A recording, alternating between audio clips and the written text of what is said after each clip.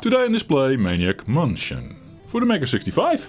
Hey, it's on the file house, guys. Here, search for Spoot, and then you get MEGA65 for the Maniac Mansions. Yes, and it is based on the Scum V2 engine. For those who know Scum, it's like an emulator on PC that can emulate Maniac Mansion, among other things. Yes, it's like a game engine emulator. It also plays Monkey Island, for example. That's coming up next.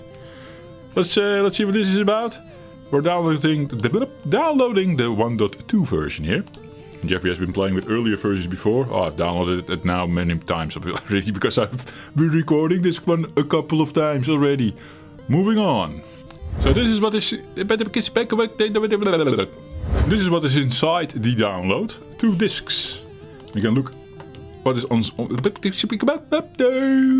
the download is a zip file containing 2 D81 disc images. What is on the disc images, Jeffrey? Well, let me show you.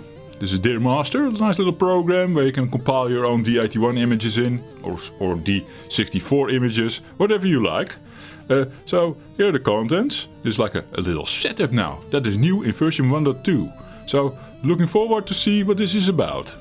And the second disk is, I think, empty. Yes, because you're going to populate it with data from the Amiga version. Oh, and very new also with this version is, you can choose to have the Commodore 64 SID in there instead of the Amiga stuff. So that is a special enhancement, because some people like the SID version better. I myself never played the C64 version, so I don't know. But I want to be treated here, yes, so let's go. Are you leveling up with the Jeffrey? 'Cause the Jeffrey is leveling up with you. Let's boot up the machine. Dum, dum, dum, dum. Now it is sort of required that you put the MM1 and MM2 D81 in the root of your SD card, so that you can mount them like this. And also put the ADF files from the Amiga version next to the MM1 and MM2. And if you want the SID music, you also have to provide the original Commodore 64 version discs. The D64 images, yes. Since this is an auto booter, let me show you with the dir command. Autoboot.c65, you can just run it like this. It's for lazy people. Now there is an arrow on the top. I tried this mouse earlier, that didn't work for me. I have different mouses sitting behind me, but I tested those earlier, like a year ago or something, and there was a lot of jitter going on. I may get around to grabbing those mouses again and retest. Maybe I need to clean them, whatever. No mouse today for Jeffrey. Can't also move it with the stick. Is not needed. You just use the arrow keys to go through the options. At first I was a bit confused. I was like, the color one is the one that is selected, and the white one is the one that is grayed out. But if you continue, you will start to notice like, oh, actually the white one is what is selected. So Jeffrey was every time doing this, like I thought I had exit selected. Oh. What's happening? Yeah, no, I did it wrong. I did it the other way. Jesus, Jeffrey. Can I still exit? So every time on the first screen, this would happen. Because Jeffrey had it wrong in his mind. And now I tried to explain to you guys, and I had it wrong in my mind again. Oh, now it auto-booted because it is already mounted. Anyway, that was a shit show. Never mind me. Okay, we have white selected start, yes. So we're going to start. It says configure. It says extract rooms, build SID sounds, and validate disks. I'm just going to enable them all. I have no clue what they mean with extract rooms, what it does. I tried to read up on the GitHubs, but I probably looked in the wrong place. By the way, there's themes here. Wait a second. Someone was busy with this installer, with this setup script. Cool. What do we like? Dark Pet Days, Astro Shades, Phosphorus is us, Corporate Nouveau. Corporate was the one that he started up with. Simply Darkened. Familiar. Familiar seems familiar. Let's do that. So we're going to navigate to next again. And now we need to select the disk images. So this is going to be a shit show. I've already seen this before. like I said, Jeffrey had already exited a couple of times out of this program and just to see if I did everything correctly and if it would work.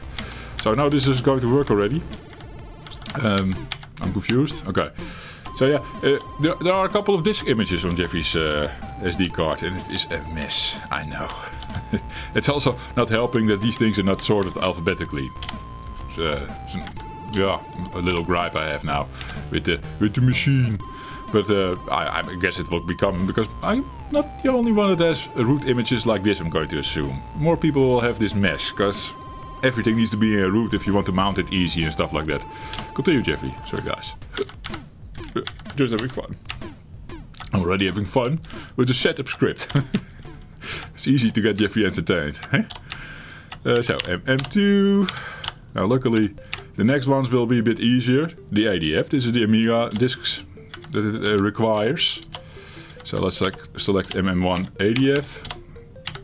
And MM2... Oh, wait, let me select these, because these were provided by Kibo.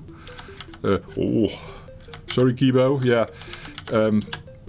I had the other images already, but I'm not too sure if those work or not, because I've done this journey before the 1.2 version, and then you had to compile with a make script yourself. And it would compile, and then I would be able to start up, and I get a black screen, I see the mouse cursor, and then an error would occur and be like, can't find the files. So, I don't know. I don't trust my ADF originals that I found. So, let's also provide the D64 images, which is not Ages and Pains or something. What was it? It's not Jumpman, no. Also here I have actually my own MM1 and MM2s. Interesting. Don't know where that is coming from. Or did I did I try to test the D64s? Doesn't matter. These are the ones that are provided to me, and it's the ones I'm going to use. But you need the official copies of these. Yeah, I know these are also original images from the No Intro library that Reiner gave me from friend of the channel. Maybe in preparation for this project I already put them there. I don't know anymore. Okay, everything is set up, ready to go. Hearing sounds, it's processing.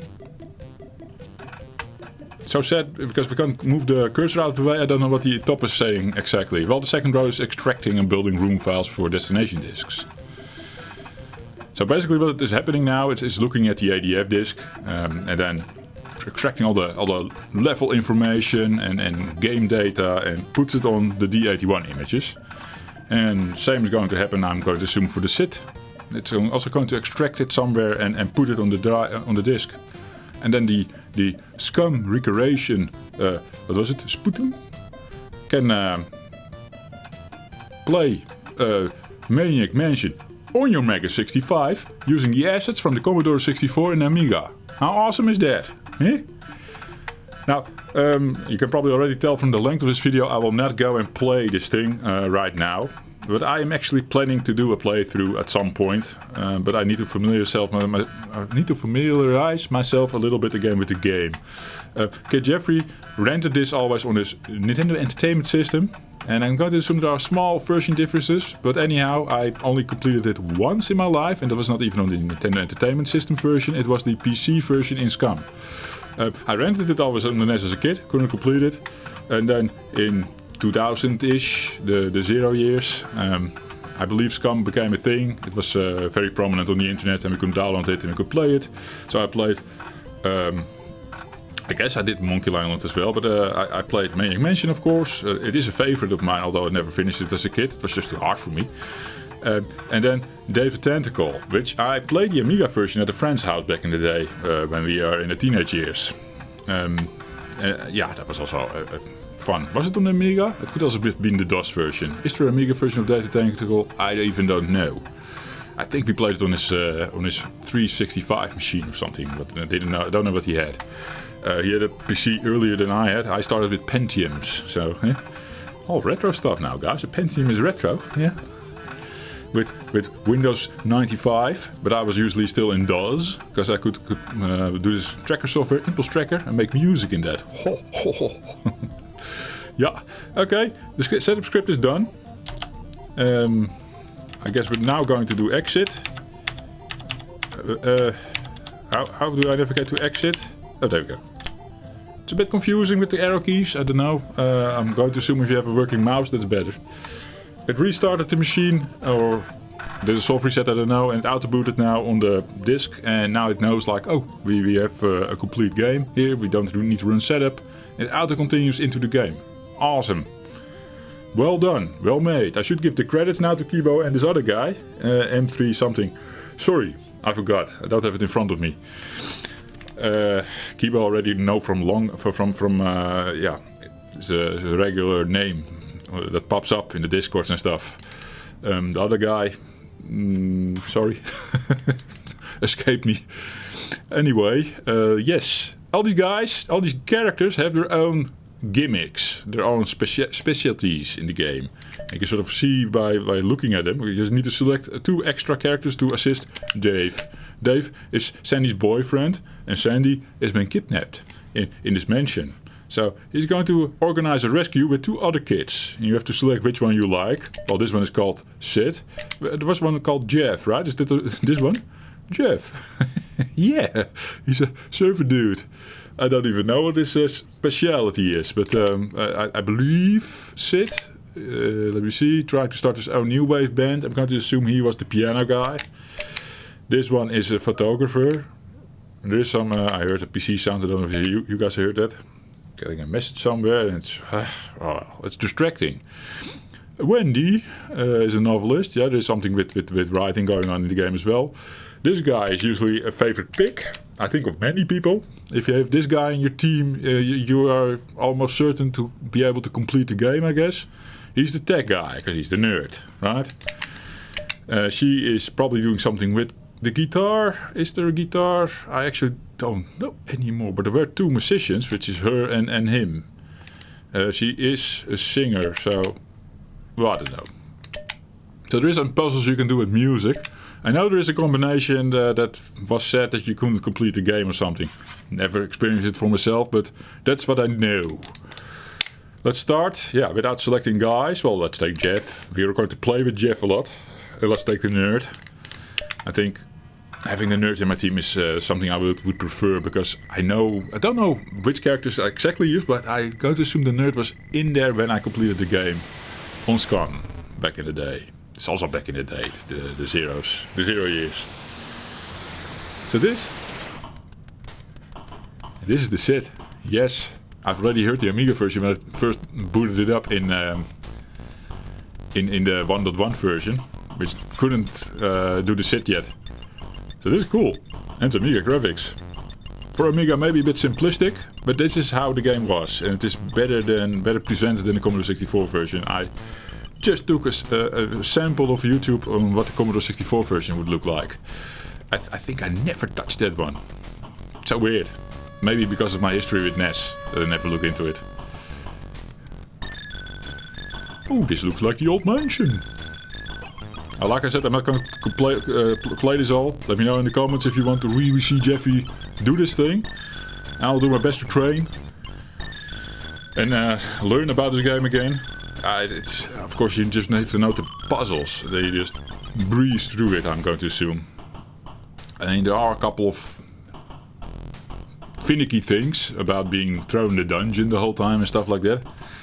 But if you know the scenes in advance, it's quite special, the game. There's like timed events going on, especially at the start. At some point it sort of pauses, I guess. But in the start there's like mail coming in, and there's Edna in the kitchen who will probably move at some point, and Ed is going to grab the mail. I don't know. A lot of shit going on, at least. At least at the start, yes. So, for example, with new kit, we can select which kit we want to play as. Well, let's go with Jeff for now, for a bit. Eh? Oh yeah. Oh yeah. Jeff is moving to the house. Now, I know already, of course, how to get into the house. So it's also like, yeah, I know you should keep a kit here, near the mailbox. There's a mailbox here. Do you actually, you don't have to do the flag, right? You can, I think you can do something with the flag now. How do we do that? Pull, push, pull flag. Oh, there we go. Oh, we have new mail. But yeah, I don't think you have to do that. The mailman will do that. Let's move along. So I have a kid there, so you can pick up the package before Ed does. That is a recommended thing at the start, at least. So let's pull the mod. That's how you get into the house, guys. Because where do people leave their key? Ah, the most obvious location. Pick up. Where's pick up? There you go. It's actually fine to play with controller if you know what you're doing. Open up the door. No, unlock the door with key. Bam. And then press again, Jeffrey. Yeah. Music. Sorry, the discotheque sound went off, and then it did a psh, and it opened up the door. Can we go inside like this? Oh yeah. Oh yeah. Yes.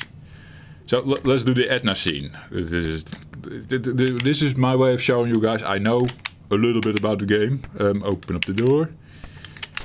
Yes. So Edna is standing here and she will grab you if you come close. But you can't move out of the way. Just need to peekaboo and make a run for it. Always scary. There she is. Peekaboo. Peekaboo Edna. I'm not fast enough. It's probably better with mouse. I think you could do this on the NES easier. Oh, Jeff is captured. Nyeh. Actually gives me the chills. When Edna grabs you, yeah. Yeah. Is it harder on the Amiga, guys? Does anyone know about all the versions of the game? I know you can run away, I know.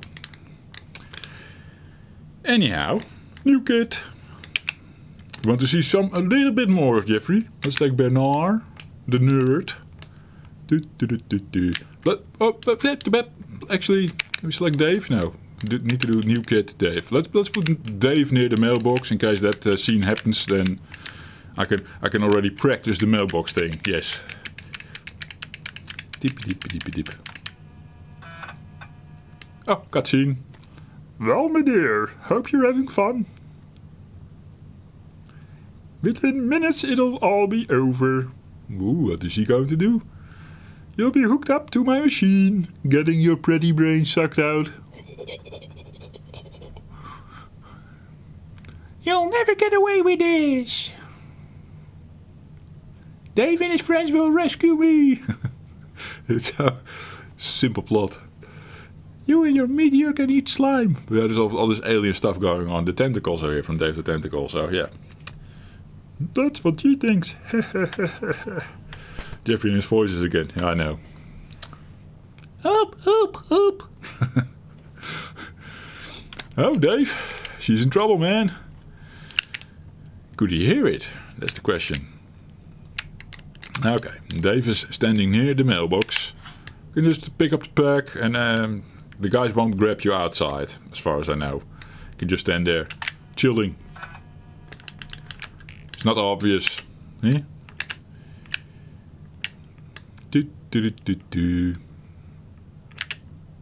There are also things you can do with the doorbell, and they come to the door and stuff.